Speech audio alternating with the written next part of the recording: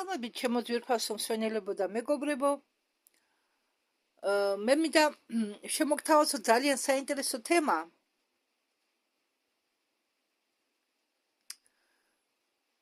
რომელსაც წარმოგიდგენთ არხი ბიურო რუინ.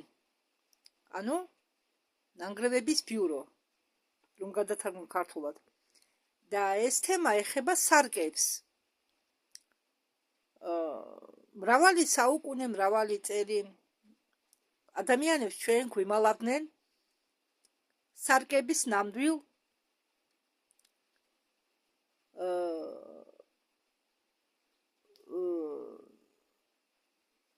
უბრალოდ გვიმალავდნენ თუ რას წარმოადგენდა სინამდვილეში სარკე. სარკეები მხოლოდ იმისთვის იყო შექმნილი, რომ შიგ ჩაეხედათ ადამიანებს, თუ რამე სხვა მიზეზებიდან გამომდინარე. ხო, თემა ძალიან საინტერესოა, მეც ძალიან გამიკვირდა. კი, მე მსმენია რაღაცეები. თქვენს გაიგებთ, ახლა მე არ განმეორდები უბრალოდ, მე საინტერესო არ იქნება. ან დრო არ მინდა ადგილი ბარათის მეხსიერება ტელეფონის მეხსიერებაში ზედმეტი ადგილი დავაკავო. ამიტომ ბევრი რომ არ ვილაპარაკო, პირდაპირ თემაზე გადავალ. როგორც ჩვენი ასაკის ხალხი, მე რატო გულისხმობ, რატო ვამახვილებ ყურადღებას ჩვენი ასაკის, ჩემი ხნის ადამიანებს.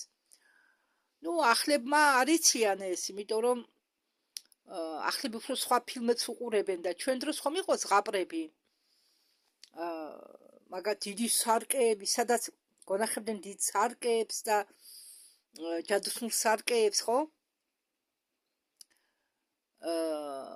არ ვიცი თქვენ სმენიათ თუ არა, ალბათ გაგიგონიათ ან წაგიკითხავთ, ან მოგისმენიათ, რომ ძველად რა დიდი უსარმაზარი სარკეები არსებობდა. და ეს სარკეები იყო ისე ლამაზად გაფორმებული, და ძველად სარკეები კეთდებოდა სულ სხვა მასალისაგან, კეთდებოდა სულ სხვა ტექნოლოგიის მიხედვით. დღევანდელი სარკეები უფრო გაიაფებული რესურსებით და უფრო სხვა ტექნოლოგიებით კეთდება. და თუ რა განსხვავებაა ამ ძველი სარკეებს და თანამედროვე სარკეებს შორის, ამასაც გეტყვით. ძველებურ სარკეებზე მე-18 საუკუნის ფიზიკოსები აფიქსირებდნენ მაგნიტურ და სხვა ანომალიებს. ძველ სარკეს გულისხმობდნენ, არა თანამედროვე. და წამყვანი ამბობს, თუ როგორ უნდა ახსნათო ეს ანომალიები, კითხვა სვამს. მე-19 საუკუნეში ხალხი იკვლევდა, ფიზიკოსები უпроსროდ და მკვლევარები იკვლევდნენ თუ სარკეებთან დგომისას რატო ხდება ეს თუ ის ანომალიები. ჩანაწერები სამწუხაროდ არ გასაჯაროვდა დამალეს შედეგები ამ გამოკვლევის ან გამოძიების კვლევები, პასუხები ყველა დაიმალა. ღიად არც ერთი არ ამბობდა არაფერს, იმიტომ რომ ეს იყო მაგ დროის ხალხის რთული გასაგები, ესეთი და ან შერაცხავდნენ გიჟად. და ეს ჩანაწერები ფიზიკოსების მიერ, მკვლევარების მიერ, ან ცნობის მოყვარე ადამიანების მიერ დარჩა დღიურებში, მათვე დაწერილ დღიურებში. და რევოლუციების და ომების დროს ყოველთვის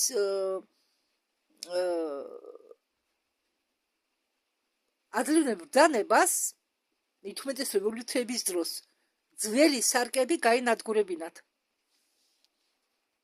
და ამას ხსნიდნენ ბურჟუაზიასთან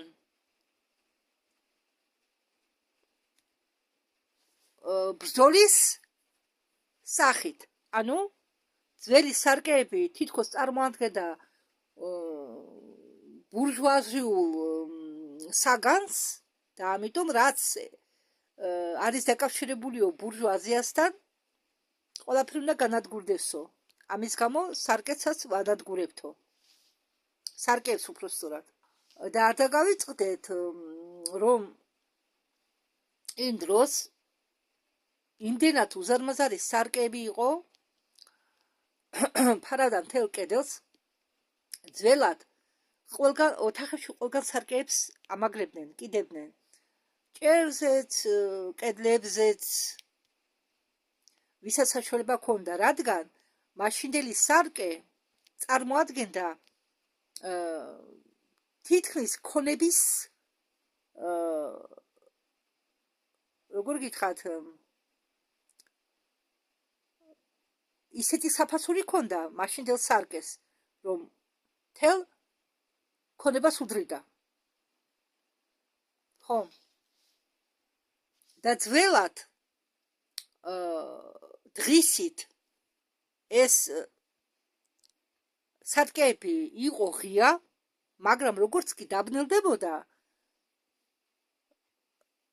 ვისაც ჰქონდა, რასაკვირველია, რადგან სარკის შეძენა იყო სიძვირესთან დაკავშირებული, რასაკვირველია, ღარიბ მოსახლეობას ეს ძვიანი სარკები არ ექნებოდა, მაგრამ მათ ვისაც ჰქონდათ ეს სარკეები, მაპატიეთ ეს მაცვია გარედან, ბეზრუკავკის გარედან, უსახელო კურტკის გარედან, იმიტომ რომ ის კურტკა ჩემი უსახელო ქურთუკი არის ცოტა შდება მჭიდრო ტანზე და ზევიდან რო ჩავიცვა პატარაა, ამიტომ ეს დიდი ზომისაა და მაცვია ზევიდან თან თილად ვარ. და რადგან იმდროინდელი სარკეები, უძველესი სარკეები სიყიდვის საშუალება ჰქონდათ მდიდრებს, რასაკვირველია, აქ მდიდრებზეა უფრო საუბარი. მდიდრები დღისით ტკბებოდნენ თავისი სარკეებით, როგორც კი დაღამდებოდა, ტკბებოდნენ ყურებით თავის სარკეებში უпростоრად და როგორც კი დაღამდებოდა,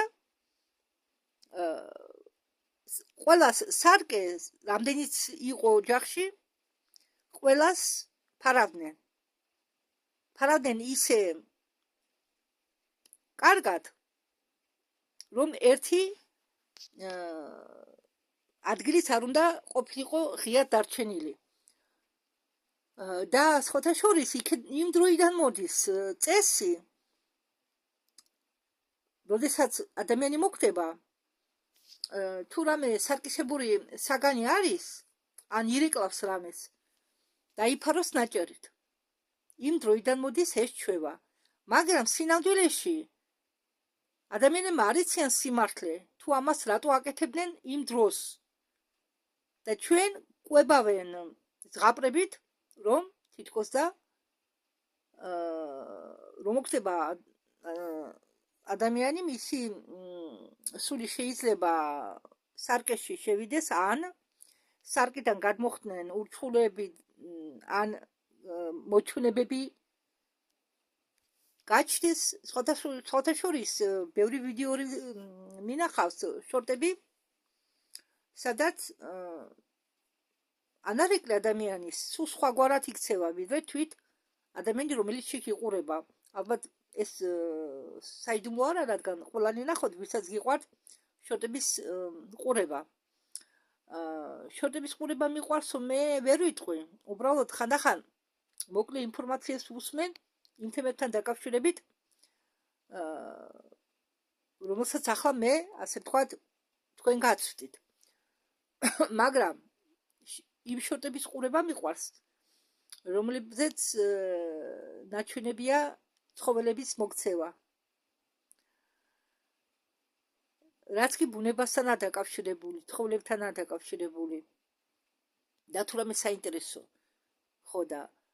რაც არ მომწონს შორდეს ბლოკავ ხოლმე, ბლოკავ როგორ წერ რომ არ მაინტერესებს და არ მაჩვენოთ იქ ხომ არის ჩამოთვლილი რომ დაუჭერთ 3 წერტილს, ხო და და მაგ დროს ამიტომ გაავრცელეს ეს ყველაფერი თითქოს მიზეზი იყო აი ეს რა თქმა მე ახლა ჩამოგითვალეთ თითქოს ამის გამო ანადგურებდნენ სარკეებს რომ წარმოადგენდა საფრთხეს ადამიანისთვის და წამყვანი ამბობს ჩდებაო კითხვა თუ რა ფუნქციას ასრულებდაო ეს სარკეები რა ფუნქციას ასრულებდნო სარკეები მანამდე სანამ ამ სარკეებს წყობიდან გამოიყვანდნენ ანუ სანამ გაანადგურებდნენო წარმოიდგინეთო თქვენ იხუთებთო შუაღამეს ვიქტორიანულ ვილაზე ან ასაბნიაკ ну ასე ვთქვათ ვილას უწოდებენ დღეს და თვარიშუქის ქვეშ თქვენ ხედავთ ძიმე ბარხატულ ნაჭერს რომელიც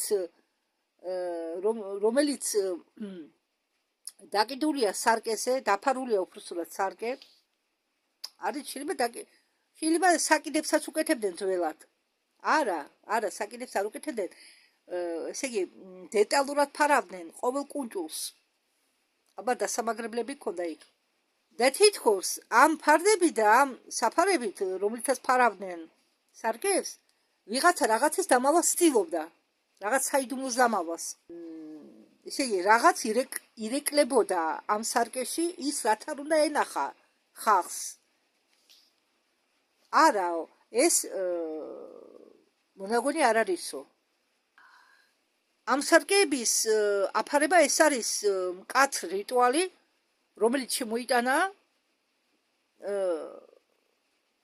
განათლებულმა მე-19 საუკუნის განათლებულმა ხალხმა ღარიბებს არ შემოუტანიათ ეს წესი განათლებულმა ხალხმა შემოიტანა ვინც ცხოვრობდა იმ დროს და ამ რიტუალებს ასრულებდნენ რელიგიური სიზუსტით ყოველ სახლში სადაც კი ვინმეს ჰქონდათ ერთი სარკე მაინც და კიდევ შეგახსენებთ რომ ის დღეს რო პატარა ყველა ზომის სარკეებს უშვებენ მასე კი არ იყო იქ იყო უზარმაზარი სარკეები და ის ტექნოლოგიები ყველაფერს ამას აკეთებდნენ ხელით სად იყო მაშინ სად იყო კი არა სანამ ცივილიზაციები განადგურდებოდა განვითარებული ცივილიზაციები მაგათ ყველაფერი ჰქონდათ ყველანაირი ტექნოლოგია მაგრამ კატაკლიზმების შემდეგ ხო ტექნოლოგიები გაქრა მოიცადეთ ახლა მე ისევ წინ გავბივარ არა მომითმინეთ ყველაფერს თანდათანობით გეტყვით ერთი სული მას მოგაყაროთ ყველაფერი ისეთი საინტერესო თემაა და მინდა უცებ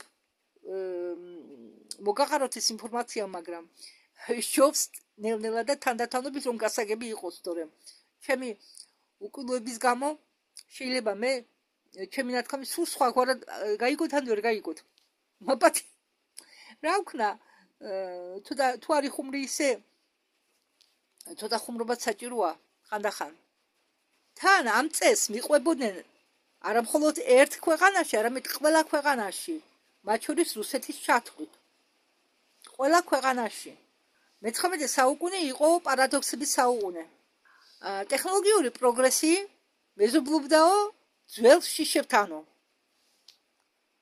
იმდროინდელ ქუჩებში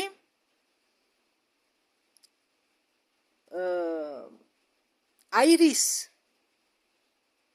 ფარანები ეკიდა აირით ნათდებოდა ქუჩა მაგრამ ხალხი ძველებურად ცხოვრობდა შიშების ქვეშ და მაგ დროს იყო მაღალი ჭერები შენობებს ჰქონდათ მაღალი ჭერი თავისებური რემონტით და უზარმაზარი სარკები ეკიდა მოოქროვებულ ჩარჩოებში ან ვერცხლისფერ ჩარჩოებში რომლების სიგრძე აღწევდა სიმაღლეში 3 მეტრამდე წარმოიდგინეთ ბროლის ლუსტრები ბროლის ნათურები სარკეები ყველგან ეკიდა მაგ დროს. შემოსასვლელში, ბუხარის ზევით, ყველგან, ყველა ოთახებში. და ერთი სარკის ფასი მე გითხარით რომ შეიძლება ქონებას უდრიდეს ერთი სარკე ან შედლებული მოსახლეობის წლიურ შემოსავალს ისეთი ჯვრი ღირდა. ამ სარკეების შექმნაში საჭირო იყო ისეთი ტექნოლოგიები, რომლებთან დაკავშირებით დღევანდელ სპეციალისტებს ეჭვები უჩნდება. მაგრამ დაბნელებასთან ერთად იწყებოდა ეს უცნაური რიტუალი, რომელზეც მე თქვენ ახლა მოგახსენეთ. ცივილიზაცია, რომელმაც გააშენა ტრანსნაციონალური რკინის გზა, რას უშინდებოდა ასე ძლიერ? რატო ფარავდა სარკეებს ძიმე ნაჭრებით?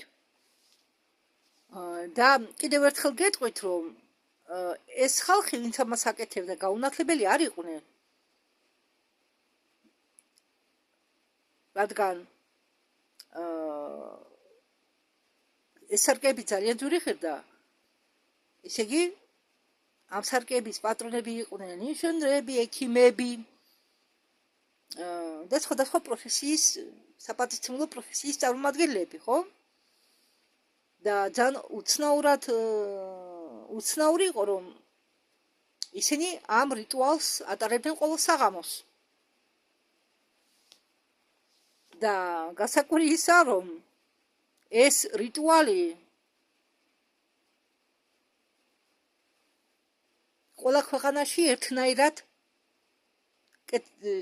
ტარდებოდა. ნებისმიერი ქვეყანა ავიღოთ. მაპატიეთ, მე თითქოს მეორდები, მაგრამ მე ბევრს ვტოვებ კიდე აქ, იმიტომ რომ 1000 ჯერ ამბობს წამყვანი ერთ და იგივეს და უბრალოდ ხანდახან მეც თარგმნი იმას ავტომატურად არა, მექანიკურად იმას, რასაც ეს კაცი ამბობს და ამიტომ მაპატიეთ, მე ვცდილობ რომ არ გავიმეორო. ახლა ის რაც მე თქვენ გითხარით, ამ კაცმა ალბათ 1-3 მაინც გაიმეორა, რა თუნდო და გამეორება ხო თქვი ერთჯერ გასაგებია. მაგრამ მეც არანაკლებ ვიმეორებ ყველაფერს. მაპატიეთ. საფრანგეთის, ლონდონის, რუსეთის ფსიქიატრულ საავადმყოფოებში დღემდე შემორჩა ავადმყოფების დიაგნოზი, ერთნაირი დიაგნოზი. და იმ დროის ექიმები ამ დაავადებას უწოდებდნენ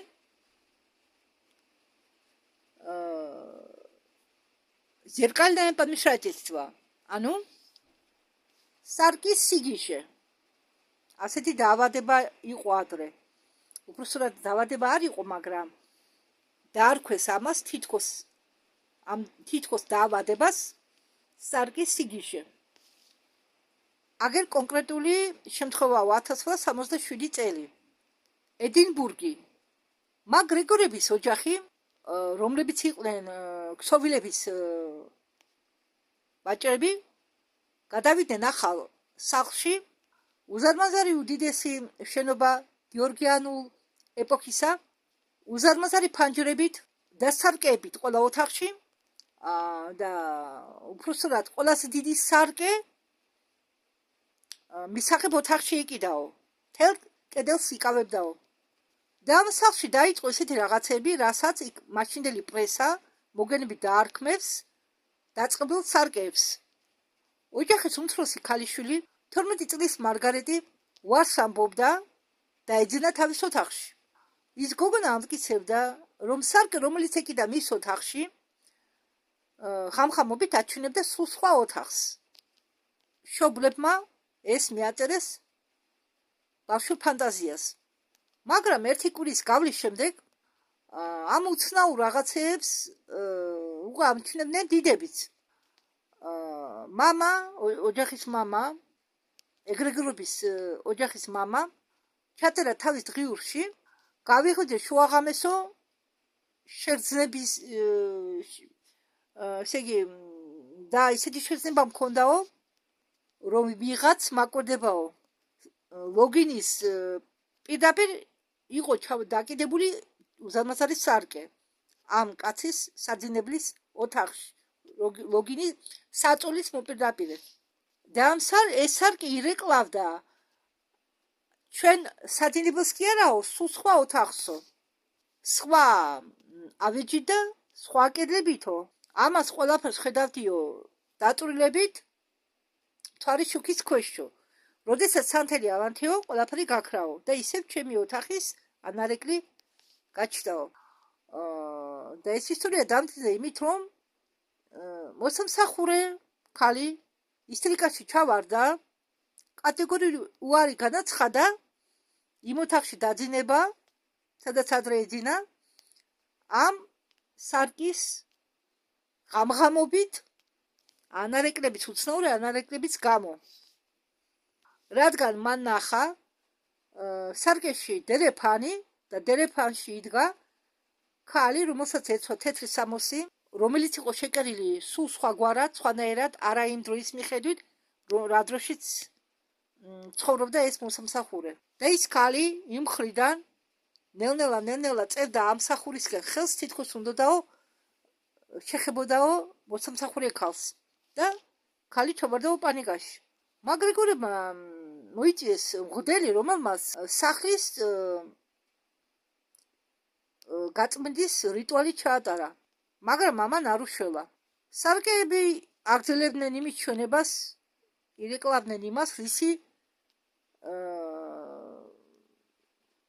საერთოდ ჩვეულებრივი სარკე რომელიცაა ჩვეულებრივი სარკე არ გაჩვენებს რაც არ უნდა ეჩვენებინათ ესე იგი აჩვენებდნენ ხალხს იმას რაც არ უნდა ეჩვენებინათ ახლა ბევრი დაწესო კომენტარებში ეს მასიური ისტერია იყო ფსიქოზი იყო მაგრამ მაშინ გვიპასუხეთო ერთ კითხვას ამდაგვარი შემთხვევები რეგისტრდებოდაო მთელი ევროპის მასშტაბით ამერიკის მასშტაბით რეგულარულად ადამიანები მთელი სოფლიოს მასშტაბით რომლებიც ერთმანეთს არ იცნობდნენო ერთ-იგივეს ამბობდნენო და ის ადამიანები რომლებიც კურნალობდნენ ფსიქიატრულ სამავტყოფოებში მთელი სოფლიოს მასშტაბით ერთ-იგივეს ამტკიცებდნენ რომ სარკეში ხედავდნენ არა თავის ანარეკლს და თავის ოთახის ანარეკლს არამედ სულ სხვა რაღაცებს და ეს ხალხი ზოგს ხალხი ესიზრებოდა ზოგს პეიზაჟები ესიზრებოდა ზოგს ოთახები სულ სწორი ოთახები და ხალხი რომლებიც ესიზრებოდა არა სიზმარი დამიჩება ხედავდნენ უბრალოდ და ეს ხალხი ზოგი ხალხი ლაპარაკობდა ისე დიალექტებზე რომლებიც თანამედროვე დროში იმ დროში არ იყო არც ახლა მოდითო ვისაუბროთო ტექნოლოგიებზე რომლითაც სარკები კეთდებოდაო ერთი სარკის წონა ზოგჯერ უდრიდა ესე იგი ერთი სარკე მაგალითად ჩვეულებრივი ზომის სარკე იწონიდაო შეიძლება წონა ქონოდაო 300 კილოგრამამდე წამოიდგინეთ და ასეთი სარკეს აწევა და დაკიდვა კედელზე მოითხოვდაო სპეციალურ ტექნოლოგიას სპეციალურ მექანიზმებსო თვით სარკე მაშინდელი სარკე ეს მხოლოდ სარკე კი არ იყო ეს იყო მრავალფენოვანი ობიექტიო მრავალფენოვანი ნივთი რომლის მონტირება მანტიროች მოიცადეთ ახლა ხო არა მე ის გავიფიქრე მაგრამ დაზუსტება მიდოდა რომ არ შემსლოდა დიახ და ამ სარკეს ხო უნდა დამონტაჟება და ეს დამონტაჟება მოითხოვდა დეტალურად გამოთვლას რომ ან არ ჩამოვარდნილიყო ან რამე არ არ გაწყდომოდათ ნინა სარკის ისე იგი მილიმეტრამდე იყო გამოსათვლელი მონტაჟის დროს ხო და კითხვა ისმისო როგორ შეეძლოთ მაშინდელ ოსტატებს ამ სარკეების იდეალური ზედაპირის შექმნაო რომლის ფართობი იყო რამდენიმე კვადრატული მეტრი თანამედროვე დანადგარის გარეშე ხო და მაგალითად მე ბევრი ვიდეოები მინახია სადაც როდესაც აკეთებენ რამე მინის ჭურჭელს ან ფიგურებს ვერავენ, ხო? დღეს ჩაბერვით და მაგრამ როდესაც ქმნიან წყელ მაგალითად მინის შემთხვევაში, ფანჯრების მინის შემთხვევაში და საერთოდ მინერების მაგნეს საჭიროდება თან დღეს დამინული შენობებია მოდაში. მაშინაც ეგრე იყო. სარკეები ალბათ ჩაბერვით არ შეიქმნებოდა სარკისთვის მინები. ჯერ ხომ მინა უნდა დაესხათ, ესე იგი ბრტყელ დაფაზე ასხამდნენ ამას ან დანადგარზე, ხო? რომ ბრტყელი მინა გამოსხლოდა სარკისთვის. მაშინ იყენებდნენ ცილინდრის მეთოდს. ხო, ჩაბერვით ბერავდნენ ცილინდრს. ხო, ჯერ ბერავდნენ ცილინდრს, ცილინდრი ხომ იცით რას წარმოადგენს? გრალი, გრძელი. შემდეგ ამ ცილინდრს ჭრიდნენ შუაში და ასწორებდნენ. თურმე ამ მეთოდით აკეთებდნენ. ეს ცხელ მაგიდაზე კეთდებოდა ყველაფერი. და თუ შეეშლებოდათ ხომ უნდა მიეცათ სპეციალური სისქე ამინისთვის. ცოტა მაინც თუ შეეშლებოდათ ანარეკლი ამ სარკისა იმრუდებოდა. და თუ მცირე ხარის ბუშტი დარჩებოდა იქ, სკდებოდა მინა. შემდეგ იწყებოდა გაპრიალება. რადგან სარკის ზედაპირი უნდა გაეპრიალებინათ საჭირო ხარისხით. და თუ ოსტატი შეეშლებოდა და ესე იგი 1 მილიმეტრი სანტიმეტრზე რა საუბარი 1 მილიმეტრზე მეტი თუ განზე გავიდოდა ან ნუ იქ იყო ალბათ რაღაც იმ ზედაპირების სისტორე და ალბათ დაშვებული იყო 1 მილიმეტრამდე შეცვლა ან შეცდომა. ხო და თუ იმ 1 მილიმეტრზე მეტი მოვიდოდა გამრუდება ამ ზედაპირის, სარკე ხდებოდა უარგისი და ეს პრიალდებოდა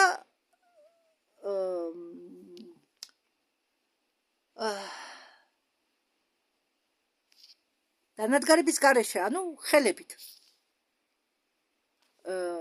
სპეციალური ხნილებით და ამის გაპრიალებას, ერთი სარკის გაპრიალებას სჭირდებოდა თვეები. წარმოიდგინეთ, რა შრომატევადი საქმე იყო. როდესაც დამთავრდებოდა გაპრიალება სარკის, შემდეგ გადადიოდნენ შემდეგ პროცესზე, რომელსაც უწოდებენ ამალგიროვანია. ამალგაცია, მოიცადეთ გეტყვით. ხო, ამ როგორც გითხარით, გაპრიალების შემდეგ იწყებოდა სარკის ალმალგაცია, ანუ რა ხდებოდა? სარკეს ატანდნენ ფენას, რომლის მეშვეობით იქმნებოდა ზედაპირი, რომელშიც ირეკლებოდეს იქნება საგნები, ოთახები, ნუ როგორ გითხრათ,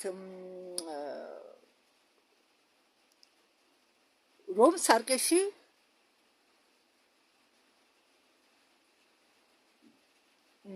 მოხდარიყო არეკლვა ყველაფრისა. აი როგორ ჩვენ ახლა ვიყურებით ტელეფონებში, ხო? და ვხედავთ ჩვენ თავს. ამისი საჭირო იყო ამალგაცია. ატანდნენ ვერცხლის და ვერცხლის წყლის და მეტალი ვერცხლის ნაერთს ახლა ვიგეტყვით ეს როგორ კეთდებოდა. უпростоრად აქ სამი ნივთიერება იყო საჭირო ვერცხლის წყალი, ვერცხლი და ოლოვა. ახლა ვიგეტყვით ქართულად ოლოვა რა არის. ხო, ინტერნეტმა ამომიგდო თუნუქი. ესე იგი, ამ სარკის შემადგენლობაში შედიოდა 3 ნივთიერება: ვერცხლის წყალი, მეტალი ვერცხლი და მეტალი თუნუქი, ოლოვა, თუნუქი. და პროპორციები იყო, უნდა აერჩიათ დაზუსტებით. თუ ნაკლებს იზამდნენ, ან მეც ამ დროს არაფერი გამოვიდოდათ. სარკე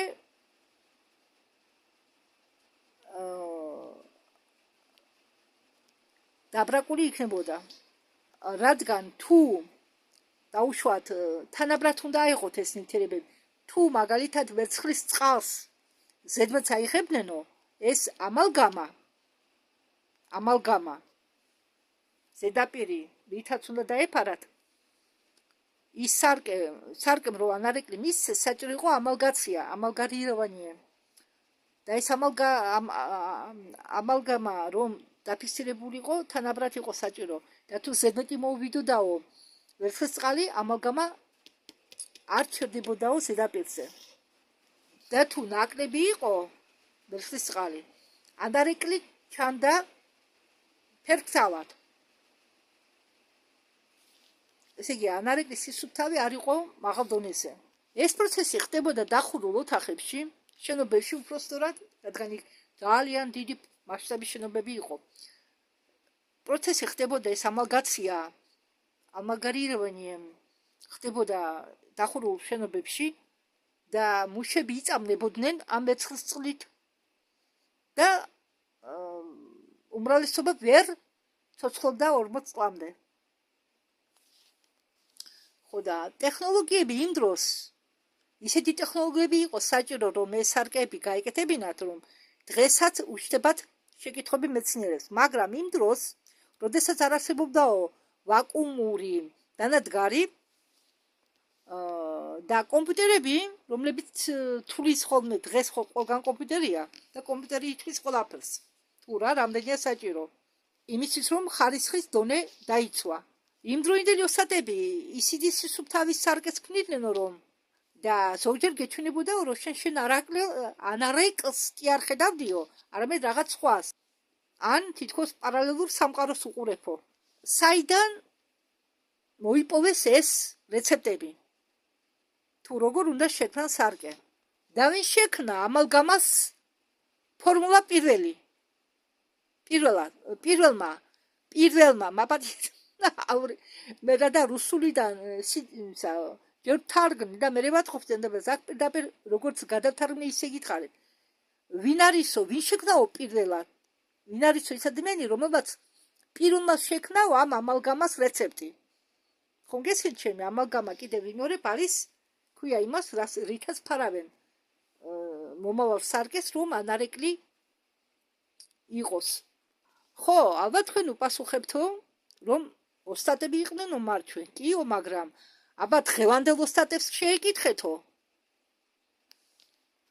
დღევანდელი ოსტატები გეტყვიანო, რომ ასეთ იდეალური ზედაპირების შესაქმნელად საჭირო არისო ვაკუუმური ასე ვთქვათ ოთახები პრეციზიური დანადგარებისა.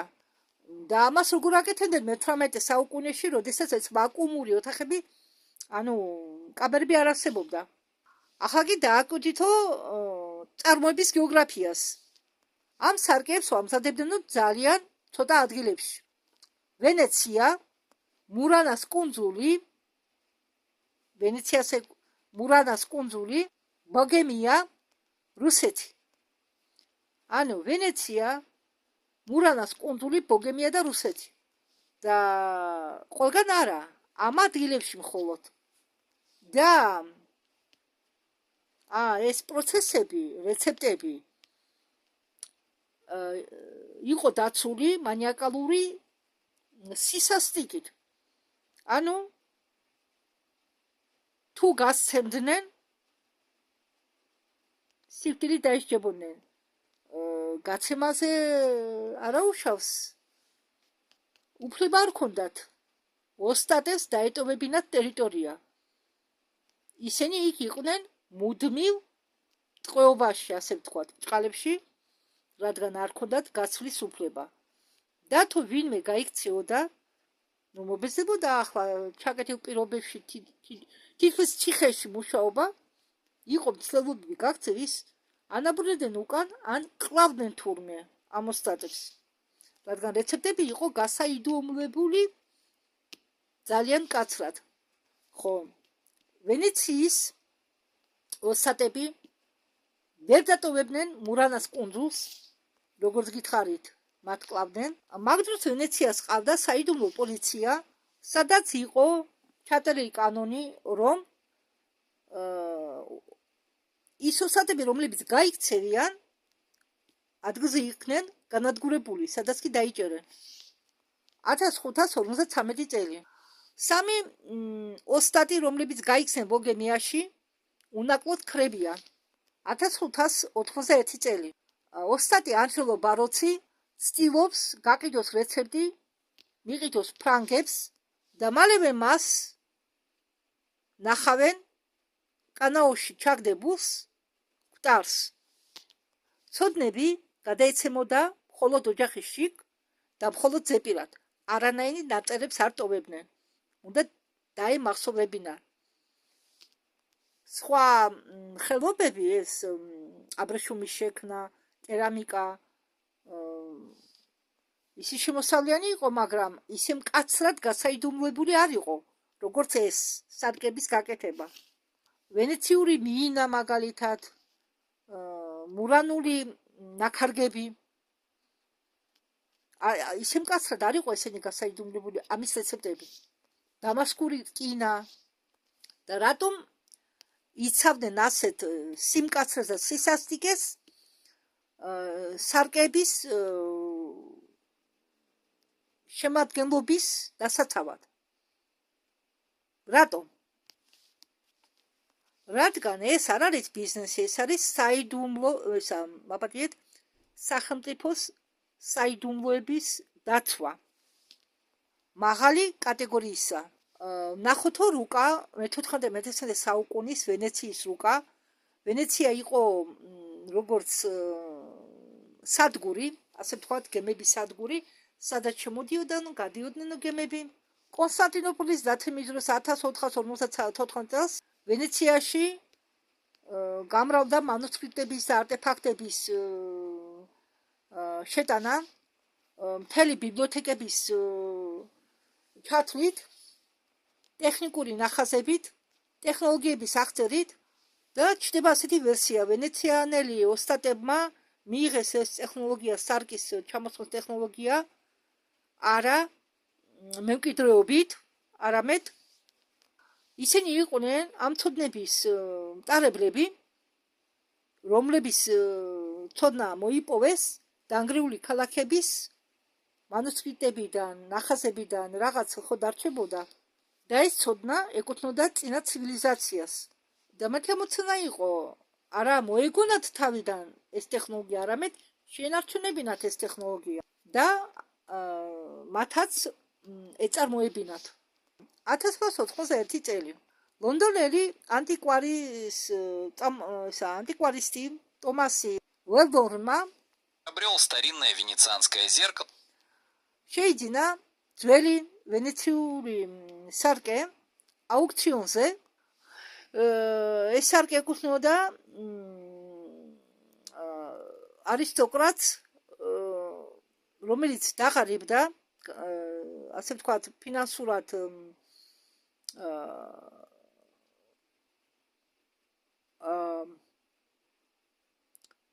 გაბანკროტდა. სარკე იყო დათარიღებული მე-14 საუკუნით და განირჩეოდა სილამაზით, არაჩვეულებრივი სილამაზით. ჩარჩო იყო სარკე იყო გალამაზებული ულამაზესი ხის უზორებით, მცენარეული ორნამენტით და ჩარჩოზე იყო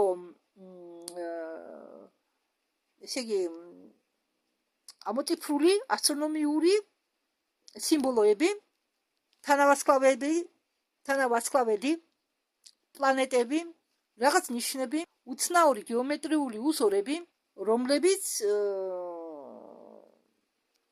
ესე იგი ჯდებოდა რთულ სქემაში. ველბერმა, როგორც განათლებულმა ადამიანმა, შეეცადა ამ სიმბოლოების გაშიფრვა, მაგრამ ვერ შეძლო მათი ახსნა. მან ეს სარკე დაკიდა თავის კაბინეტში, მძიმე ჩარჩო შავი ხისგან დამზადებული, სარკეს ჰქონდა ძალიან სუფთა ანარეკლი სიხშირე. ველბერმა მალევე დაიწყო რაღაც უცნაურობების შენიშვნა. სარკე აჩვენებდა ოთახს ისეც, როგორიც იყო ადრე, სანამ ეს კაცი შეიძენდა ამ სახლს. ის ხედავდა სხვა ავეჯს, მძიმე მუხის კარადებს, მისი წიგნის თავრობის მაგივრად და ის ხედავდა სულ სხვა წიგნებს, ტყავის ესე იგი ტყავის წიგნის მაფათიეთ ქერქი, წიგნის ხომ მაგარი ქერქი აქვს.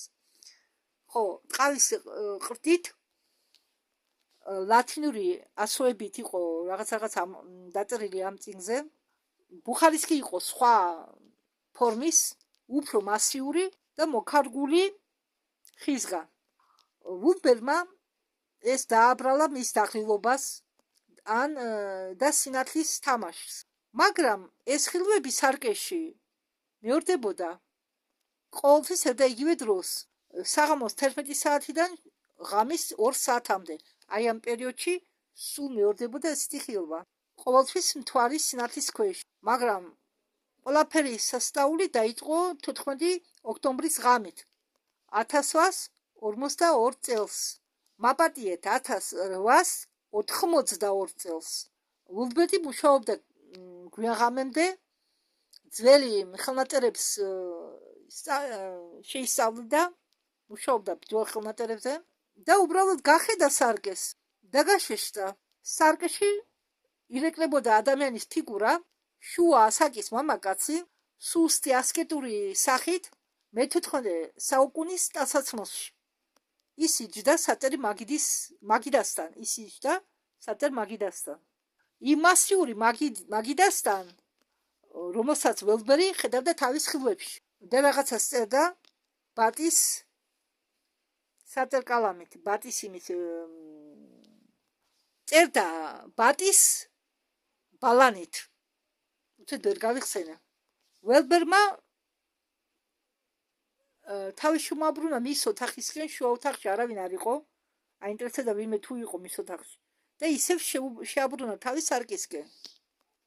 მამაკაცი აგრძელებდა წერას და ყურადღებას არ აქცევდა ამ ველბერს, მაგრამ შემდეგ ვითომ იგრძნო მას რომ უყურებენო და ველბერს ესე იგი შეხედა ველბერის და იმ კაცის თვალები მზერა, უბრალოდ ორივეს მზერა შეხვდა ერთმანეთს, თვალი თვალს გაუყარეს, რადგან მამაკაცმა რო ნახა რომ ველბერი მას უყურებდა, აწია თავი და პირდაპირ ველბერს შეხედა. მაგრამ ის მამაკაცი, რომლის ანარებს ხედავდა ველბერი, არ შეშინდა. ის ადგან ნელ-ნელა მოვიდა, ესე იგი მოუახლოვდა სარკეს მისი მხრიდან. ველბერმაც იგივე გააკეთა.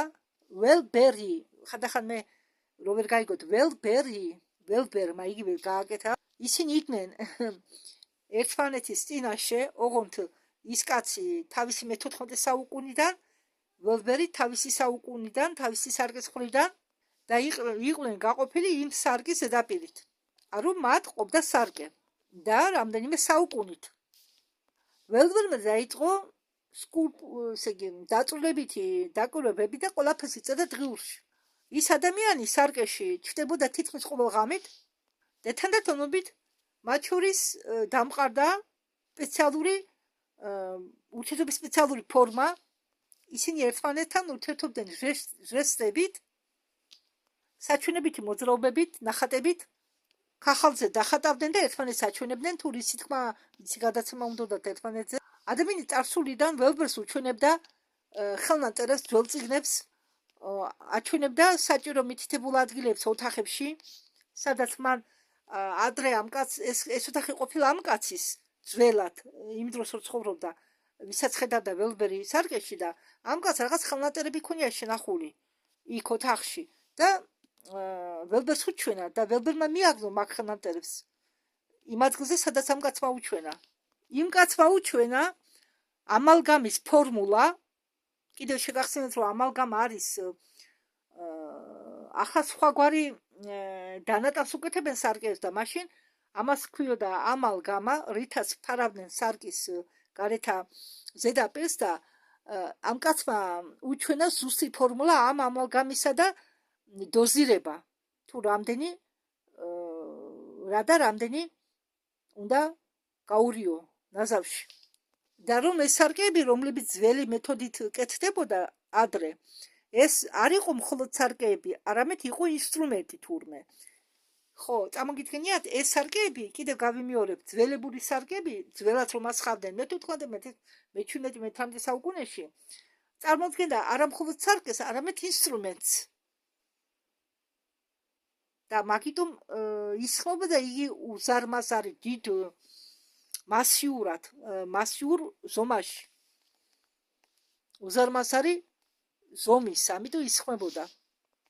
სარკე ძველად, ახლა არა. ახლანდელი სარკეები არაფერ ფუნქციას არ ასრულებს ჩახედვისმეთ. და ადრე სარკეები ასრულებდნენ გასაღების როლს, როგორც ინსტრუმენტს წარსული და მომავლის შორის. ანუ თითქმის იყვნენ კარიბჭეების გასაღებით წარსული და მომავლის შორის. წარმოგიდგენიათ? მარტო სარკის ფუნქციას არ ასრულებდა სარკე, არამედ ასრულებდა ინსტრუმენტის ფუნქციას. მაგრამ ამ კარის გაღება უნდა განხორციელდესო დიდი სიფრთხილით. ახლა კი დაუბრუნდეთო მაგ გრიგორების ოჯახს. მაგათმა მოიწვიეს ნატურფილოსოფიის პროფესორი ედინბურგის უნივერსიტეტიდან. მისი სახელია ჯეიმს მაქსველ გრანდი. ცნობილი ფიზიკოსის მოწაფე. პროფესორმა შესთავაზა მაკგრეგორს ექსპერიმენტის ჩატარება. თვალყური ადევნებინა სარკეზე და გამოიყენებინა იმ დროისთვის ცნობილი დანადგარი ტექნოლოგია ან მექანიზმები, რაც არსებობდა, არ ვიცი ზუსტად. მან ჩამოიტანა ფოტოგრაფიული პლასტინები, რომელსაც ჰქონდათ მაღალი გრძნობიარობა. მაგნიტური ანომალიის გასაზომად, ხო, მე ეს ვიდეოს თავში კიდევ ვთქვი, მაშინდელი სარკეები მაგდროიდელი ტექნიკით რაღაც ხო, აი, ახლა ვახსენე მაგნიტომეტრის მაგვარი ხელსაწყოებით ზომავდნენ მაგნიტურ ანომალიებს, ასე იგი, რაღაც ანომალიებს ასხივებდა მაშინდელი სარკე. კიდევ გეუბნებით, რომ ახლანდელ სარკეებს ძველ სარკეთან არანაირი კავშირი არ აქვს, რადგან ახლანდელი სარკეები სულ სხვა ტექნოლოგიებით ისხმება და სულ სხვა შემოდგენლობა აქვს, რადგან მაშინ კიდევ იმასაც ამბობს ეს წამყვანი ცოტა ადრე ნადრევი ამისხმა, მაგრამ მე გეტყვით, ოსტატებმა იცოდნენ ლოცვებით. სარკეზე რომ მუშაობდნენ, სარკეს ლოცავდნენ თუ რა ელაპარაკებდნენ თუ არ ვიცი, რაღაც ლოცვების მაგვარი იცოდნენ ოსტატებმა. თერმომეტრის მოიტანა ამ პროფესორმა და დაღერა ისე იგი მაკგრეგორების სახლში გაიკეთა თავისთვის პოსტი და აკეთებდა სარკეს. ექსპერიმენტი ტარდებოდა 7 ღამის განმავლობაში. შეუწყვეტლივ. ზედიზედ 7 ღამის განმავლობაში. პროფესორი აკეთებდა გაზომვას ყოველ 15 წუთში. წერდა ამ პრიბორების მონაცემებს და აფიქსირებდა ნებისმიერ წვრილ ცვლილებებს. ის, რაც მან აღმოაჩინა,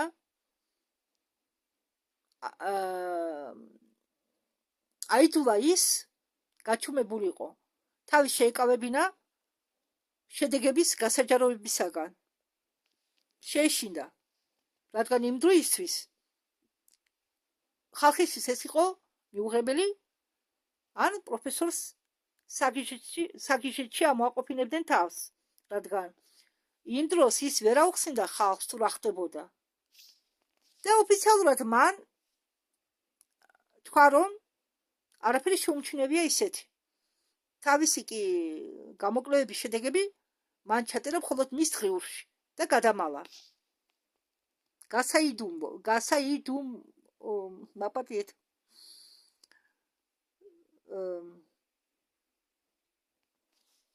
მონაცემები დამალა. და განაცხადა რომ მაკგრეგორების ოჯახი გახდა მასიური ისტერიის მსხვერპლი. და ამ პროფესორის ჩანაწერები აღმოაჩინა 60 წლის შემდეგ, როდესაც პროფესორი გარდაიცვალა მისმა შვილიშვილმა. ხო, პროფესორმა შეამჩნია რომ ანარეკლი იგვიანებდა სარგეში. ხომ გესმით ჩემი ანარეკლი, როდესაც თქვენ მოძრაობთ, თქვენი ანარეკლიც ხომ მოძრაობს, სარგეში კი ანარეკლი იგვიანებდა. ეს დაგვიანება ანარეკლის შესამჩნევია ტელეფონებში. იგივე ხმოვანი გადაცემა. მაგალითად, მე მკითხა ერთ-ერთმა მსმენელმა, თქვენო, მე შევამჩნიე მეც ზოგჯერ მე ხომ მე ვუსმენ ჩემ ვიდეოს დაუშვათ ზოგჯერ და მე ვამჩნევ რომ როდესაც მე ვკითხულობ ჩემი ხმა წინ გარბის მოძრაობები იგვიანებს. ალბათ თქვენ შეგიჩნევიათ ჩემო ძვირფასო მსმენელებო, რომ ჩემი ხმა მოდის წინ, ჩემი ხმა უსწრებს ჩემ მოძრაობებს, სწორად რომ ვთქვათ. მე თვითონ არ ვიცი ეს რატომ ხდება. არა და პირდაპირ წერ. პირდაპირ ახლა მე თქვენ ხომ გიყურებთ, პირდაპირ თარგმნი მე ამას და გიყვებით. და რატომ ხდება ეს? არ ვიცი. ვერ გეტყვით ამას, მე თქვენ ვერ აგიხსნით რატომ ხდება. მე კომპიუტერი არ მაქვს. მე ვიდეოებს ვაკეთებ ტელეფონით. ხო, შეიძლება ცოტათი კი არა, ბევრად ჩამორჩება ხარისხს, მაგრამ ხარისხი ხო არა მთავარი. მთავარია ნაყოფი, მაგალითად, მე ძალიან მიყვარს ვაშლი. და მე ზოგი ყიდულობს ძვირიან ლამაზად რომ გამოიყურება ისეთ ვაშლებს. მე არა. მე ყოველთვის ვარჩევი იაფიან ვაშლებს. თან ყვილი რომ არა მაქვს, უფრო რბილ ვაშლებს თუ არის, თუ არა, დაუშვა სეზონი რბილი ვაშლების გავიდა, მაგარ ვაშლებს ან ხეხავ, ან ვხარშავ და კამფორტად ვსვამ. ხო და ამას ვამბობ. და ეს რბილი ვაშლები სანამ არის, ზოგჯერ ჟანგი აქვს გარედან, ან რაღაც ფორმა შეცვლილი. მე ფორმას არ ვაკვირდები, მთავარია შიგნით რა. ხო, გარეგნობა ჩემთვის ხარისხი ტელეფონი რა საშუალებასაც იძლევა საშუალებას იმით ხმთხოვნელობ მეც და ჩემი მიზანი არ არის თქვენ მოგაწონოთ თავი ჩემი გარეგნობით ან კარგი ვიდეო გადავიღო და მე მესმის რომ კომპიუტერის მეშვეობით მე უფრო უკეთესად შევქმნიდი უკეთეს ვიდეოებს, მაგრამ თავარი ხომ გარეგნობა არა, მთავარია შინაარსი, ხომ? ამიტომ მე კმაყოფილი ვარ ჩემი ტელეფონით გადაღებული ვიდეოებითაც. და კიდევ ერთხელ მინდა ბოდიში მოგიხადოთ თქვენ შემოსვენელებო, რომ თავიდან კატარაქტა მქონდა და ძალიან ცუდად ხედავდი, ისქერეთ ჩემ ნაწერსაც ვერ ხედავდი. მე ზეპირად წერდი. ძალიან ახლოს უნდა მიმეტანა თვალებთან. და თქვენ როდესაც მე სათვალებითაც კი ახლოს მიმეტანა თვალებთან და უსათვალეთ კითხულობდი, რადგან იმ სათვალეში ვერ ხედავდი ბოლოს. აცოები კი ეწერა, მაგრამ რაღაც კი ეწერა, მაგრამ ძალიან რთული იყო ჩვენთვის გასჩევა. და ვერმა არ იცოდა მე რატო აკეთებდი ამას. არა, მე პრასი არ მომდის, მაგრამ ხო და ახლა ოპერაციის შემდეგ ხომ თვალს დრო სჭირდება რომ დავაგდეს. კი მე ჩამიცვეს სპეციალური ლინზები, სპეციალური ბროლი, რომ მინუსები დაეგდო, მაგრამ იმის გამო რომ მე დიაბეტი მაქვს, თავიდან ახლოს ადამიანებს კი ჩემთანს კარგად ხედავ ახლა, მაგრამ თავიდან რაღაც მანძილზე ვხედავდი ხო ჯერ დაალაგებული არ იყო თვალები, ახაც კიდე არ წავსულარ მე ექიმთან. დეკემბერში რო ჩამივარ და ჩემი ექიმი გახდა ცუდად დარეკითეს არ დამირიგე რომ არ დაენიშნა მისლის თარიღი. იმიტომ კი არა რომ იცით გადავიხალე. მე მხრის ხშირი სიარული. ახლა კიდე პოლიკლინიკაში რო დავდიოდი, ხერხემლის პრობლემები ხომ მქონდა. დავიხალე, მაგრად ვიხლები. ერთ-ორ დღეზე მეტი ხშირი სიარული მხრის ის კი არა, ერთი დღე რო გავალ, მე ვიხლები. ხო ახლა მე დროს კარგავ. თუმცა ქვეყანა დრომავს კიდე და ნახევარი ორი იმდენია დარჩენილი ვიდეო და ისიც თქვა მინდა დამიქვეითდა ისე მხედველობა. ხო ისე დამიქვეითდა. რადგან მაღალი შაქარი მაქვს. კი წამლებს ვარ, მაგრამ ინსულინის შემოთავაზა იქიმა, მაგრამ ინსულინზე მე არ გადავალ, რადგან ახლა უბრალოდ ზამთარია და პროდუქტები არა ისეთი ძვირი ახლა პროდუქტები ბოსნეული, ну კაი ხელს ჭამაგერ ვაშლს. ყველაზე იაფიანს, თუმცა ფრუქტოზა ამაშიცაა, მაგრამ შედარებით. სტაფილოც შაქარ შეიცავს, ყველაფერი შაქარ შეიცავს. სტაფილოც საჭიროა რაც იზამ. და უფრო კომბოსტო, სტაფილო, კარტოფილი, რა ვქნა?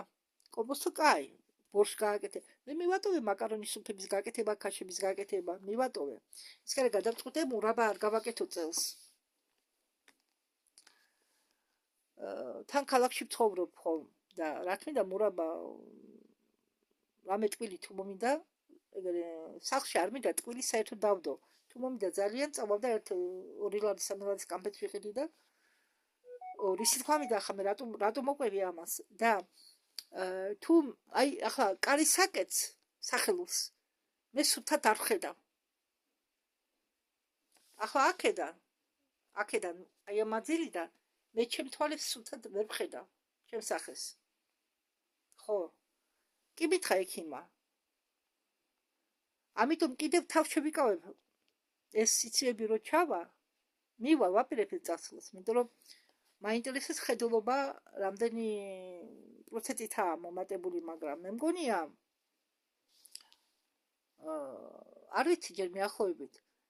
კიდევ დაველოდები, კიდევ რომ დაალაგდეს თვალი თორე ისინი დაგიბარებენ მერე 2 კვირის შემდეგ მე 1 თვის შემდეგ დაგიბარებენ და სიმართლე გითხრათ, კი 30 ლარია მარტო კონსულტაცია, მაგრამ ჩვენთვის 30 ლარის ფულია.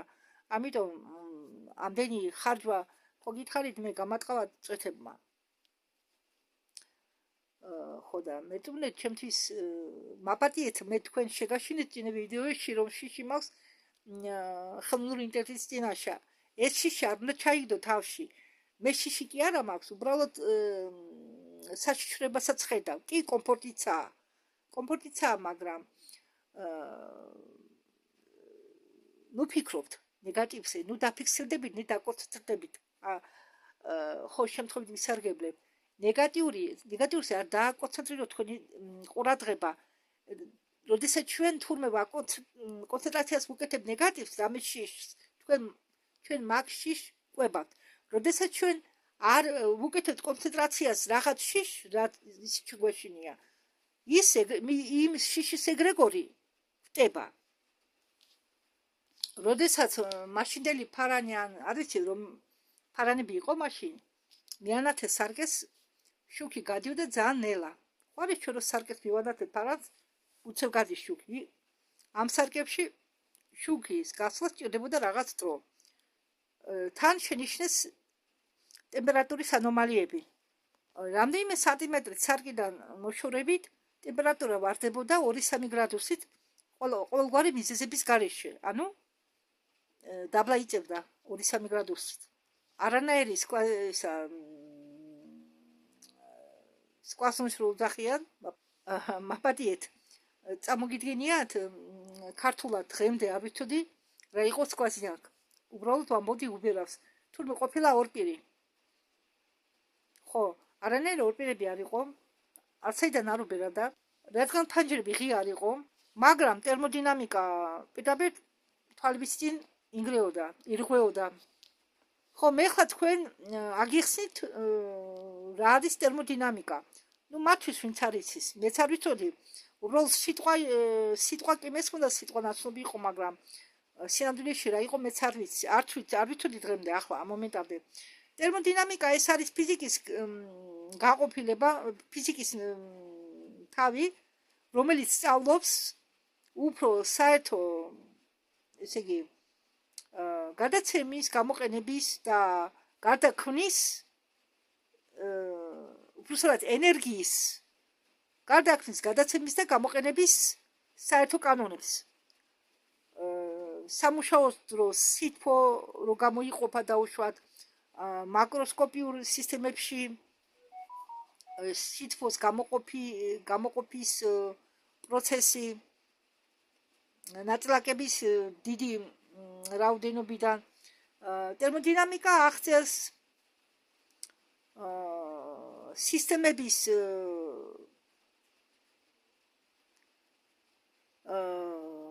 როგორ გითხრათ მოქცევას მაკროპარამეტრების მეშვეობით, ესე იგი ეს წნევა, ტემპერატურა, მასა და ამავე დროს არ აქცევს ყურადღებას მის მიკროსკოპიურ მოლეკულარულ წყობას.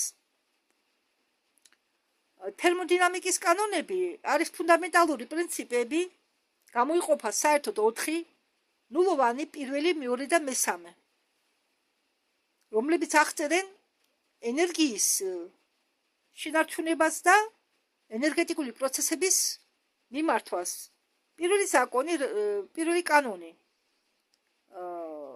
ენერგიის შენახვის კანონი. ენერგია არ იქნება და არ ქრება, არამედ გადადის სხვა ფორმაში. მეორე კანონი ამ ტერმოდინამიკის ესე იგი ამყარებს სითბური პროცესების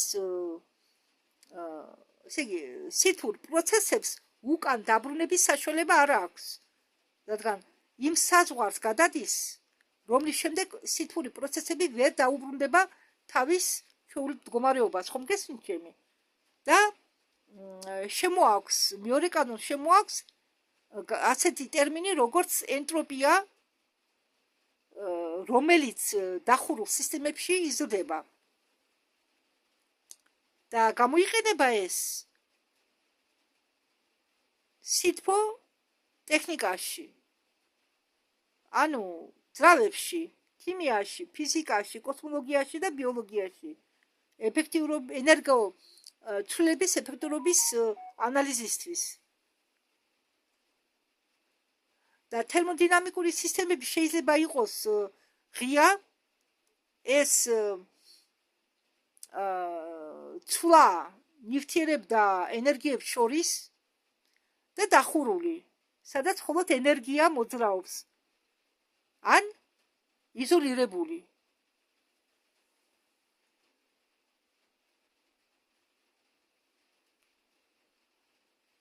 ანუ უბრალოდ სიტყვებით, რა არის ტერმოდინამიკა?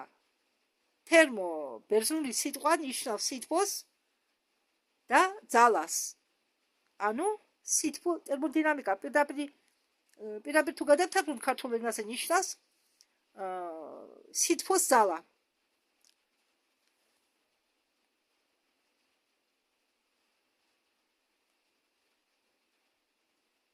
ხო.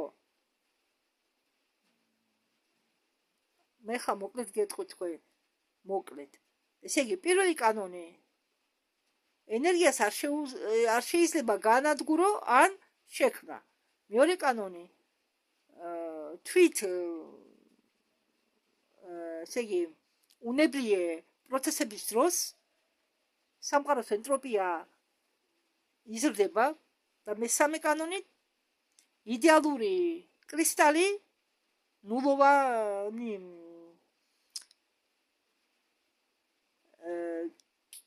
კელვინოვის ნულოვანი ადგილიდან აქვს ნულოვანი ენერგია. აი, კარგი, მე ხა თქვენ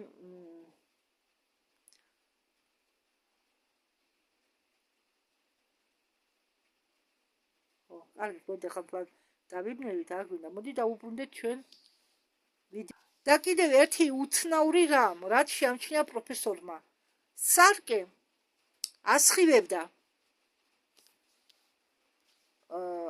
არადა სარკეში არ ჩანდა სინათლის წყარო, არანაირი სინათლის წყარო, უბრალოდ ასხივებდა. ამ სარკის ზედაპირი ასხივებდა რბილი ნათებით. თუმცა თვალი ამას ვერ ხედავდა, ვერ ამჩნევდა, მაგრამ ეს ფიქსირდებოდა ფოტოგრაფიული პლასტინებით, იმ პლასტინებით, რომელიც მოიტანა პროფესორმა და დააყენა ოთახში. ხანძლივი ექსპოზიციის დროს პლასტინები აფიქსირებენ ამ გამოსხივებას. პროფესორმა მიიღო 6 ფოტო და 6-ვეზე არის ჩანს ეს გამოსხივება, რომელიც თითქოს და იშლება. დაასხესო კონტრასტული არა. კონგრესმენ ჩემი, კონტრასტული არა. მეოთხე, რაც შენიშნა პროფესორმა მაგნიტური ანომალიები. სპექტრომეტრის ის არის მოძრაობდა უმიზესოდ. და პროფესორმა ჩაწერა, რომ სარკის ზედაპირი იქცევა ისე თითქოს ის ყოფილიყო ხელსაწყო, რაღაცის ხელსაწყო. და არა ზედაპირი, რომელმაც უნდა ერეკლოს რამე საგანი ან ადამიანი ან რამე ნივთი. არამედ იქცეოდა ისე თითქოს ყოფილიყო რაღაც ხელსაწყო. და პროფესორი წერს, რომ შედეგებიო ეწინააღმდეგებაო იმას, თუ რაც ჩვენ ვიცითო სარკის და საერთოდ მინის თვისებებზე. და ამ მონაცემების პუბლიკაციაო გასაჯაროვება ფიზიკის საფუძვლებს დაარღვევსო. მე კი ამის უფლება ჩემ თავს ვერ მიცნებო. ხო და ახლა კი ნახეთო წყობა თუ მაგ დროს უბრალოდ მაგ დროს სარკეებს კიდებდნენ სპეციალური წყობით, რომელიც შემორჩა დღემდე. არასდროს სარკე არ უნდა დაკიდოთ შემოსასვლელში ისეთ ადგილას ადამიანი ხო, როდესაც ადამიანი კარს აღებს და პირდაპირ სარკის ანარეკლში ხდება. არავითარ შემთხვევაში მასეთ ადგილას სარკე არ უნდა დაკიდოთ. მაპატიეთ, დედა ხელი მტკივა. მაპატიეთ, ხადახან შეტევები მაქვს. შემდეგ, არასდროს არ უნდა დაკიდოთ ორი სარკე ერთმანეთის წინ. არასდროს. უბრალოდ ერთმანეთის მოპირდაპირედ. რადგან სარკე, როდესაც ერთმანეთის მოპირდაპირე კიდია, ქმნის ორივე სარკე, ორივე მხარეს ქმნის დერეფნის სისტემას. და ძველად ამბობდნენ, რომ ამ დერეფანში შავი ბლინსულები არის დამალული და შეიძლება ზიანი მიაყენოს ადამიანს. ეს დერეფნები აღებენო შესაძლეს სხვა სამყაროებში და ამ დერეფნებში შეიძლება დაიკარგო. დრო და ხანის განმავლობაში ძველი სარკეებს ანაცვლებდნენ ახალი თანამედროვე სარკეები. და როგორც მე ვთქვი ვიდეოს თავში, შეგნებულად ანგრევდნენ, ანადგურებდნენ, ტეხავდნენ ძველ სარკეებს და ეს კეთდებოდა რევოლუციის დროს. და 1917 წლის რევოლუცია, რომელიც მოხდა პეტერბურგში, სინამდვილეში რევოლუცია არ იყო. არამედ იყო ელიტის განწმენდა. გაანადგურეს მთელი ელიტა, რომელიც იყო განათლებული. საერთო მოსახლეობა ერთი კაკალი ქალაქის ცხოვრები არ დატოვეს პეტერბურგში. გადარჩა მხოლოდ ორი პიროვნება, რომლებიც მრავალი წელი დუბდნენ. და არის ერთი ისტორია იქ მე მოусმინე ინტერნეტში, სადაც ყვებიან ამ ორ ადამიანზე. და ხო, ეს რევოლუციები, ომები, სანდრეში როგორც რევოლუციები და ომები არ ხდება, არამედ განწმენდა. იგივე უკრაინა, იგივე ავიღოთ აფხაზეთი, ოსეთი. ყოველგვარი კონფლიქტი, ყოველნაირი კონფლიქტი, ყოველნაირი რევოლუცია, ასე ვთქვათ, ომი არ არის ის, რაც ჩვენ გონია, ეს არის მხოლოდ წმენდა. და როგორ ომი რომ მიდის ერაყში უფრო სწორად იქ არის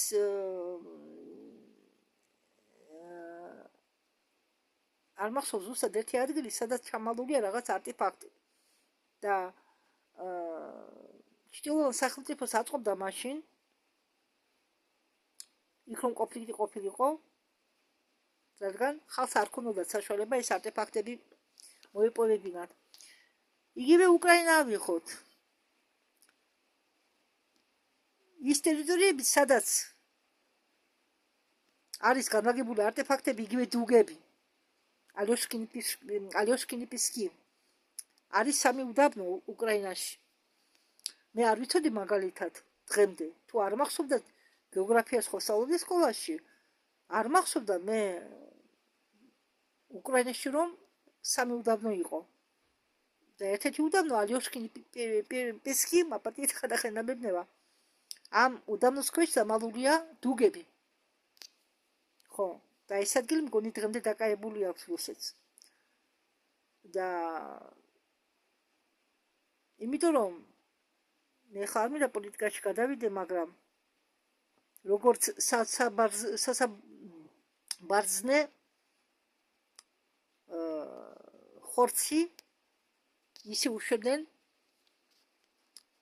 ჯერ რძე არ ქონდათ გამომშრალი ტუჩებზე ისე ახალგაზრდა ბავშვებს რომლებსაც გამოცდილება არ ქონდა რომლებმაც იარაღის დაჭერას კი არ იცოდნენ ნორმალურად ხელში და მე ისიც ერთ-ერთ ვიდეოს მოვუსწინე მე საერთოდ როდესაც ინტერნეტს თავ და მაქვს საშუალება ვუსმენ სხვა ვიდეოებსაც რომლიც არა დაკავშირებული ეზოთერიკასთან უცხოპლანეტელებთან მაგრამ არის დაკავშირებული რაღაც მოვლენებთან რატომ და ცალ-ცალკე მოვლენები ასეა თუ ისე ხო ჩვენ გონიათ რომ არა დაკავშირებული მაგრამ ყველაფერი ერთმანეთთან დაკავშირებული ეს არის ჯაჭვი ასე ვთქვათ სამყარო არის ჯაჭვი და თუ ჯაჭვის ერთი რგოლი დაინგრა გაფუჭდა დაჟანგდა ეს გავლენას იქონიებს თელ ჯაჭვზე ხო მასია ხო მასე ადამიანებიც ყველანი ვართ დაკავშირებული ერთმანეთთან მარტო არა მე ისე თქვა მინდა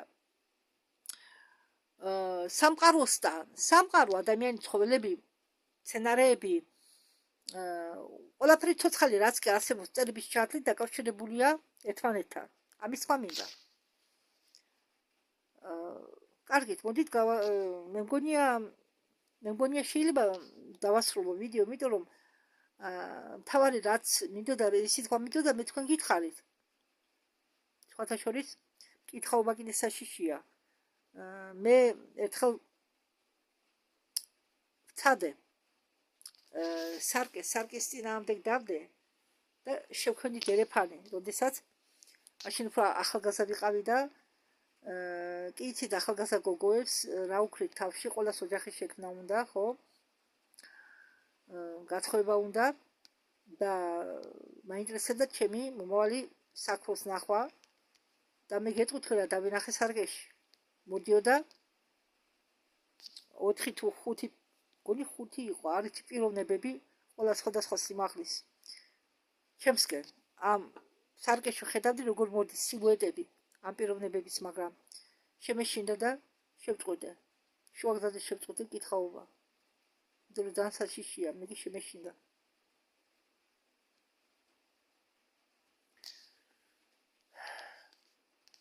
იმედია ჩემმა ვიდეომ დაგაინტერესათ უბრალოდ მოგეწონათ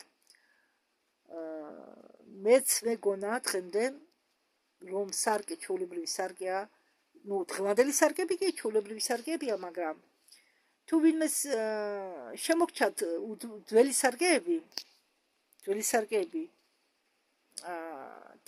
საღამოს 11 საათიდან ღამის 2 საათამდე შეგიძლიათ თქვენ თვითონ გამოიკულიოთ მართალია ის რა თქვა მკაცო თუ არა რადგან თუ ვინმე შემორჩა არ მგონია დღეს ძალიან რთულია ნახო ძველი სარკეები შეიძლება დიდ ქალაქებში ვინმეს დამალული ქონდან გადამალან არ გასაჯროვა. შეიძლება თქვენ ნათესავებმაც ამდაგვარი ისტორიები იციან გადმოცემით. თუ თქვენ ცნობის მოყარე ხართ, მე თქვენ ადგილზე გავიკითხავდი. მე არ მყავს არავინ ისეთი, ზუსტად ვიცი, ვისაც ძველი სარკე შემორჩა. ძველი სარკე, მაგრამ ეგებ თქვენგან ვინმეს ყავთ ნათესავები? იგივე სოფლებში მაგალითად. ხომ იცით ძველები არაფერს არ აგდებენ, ყველაფერს ინახავენ.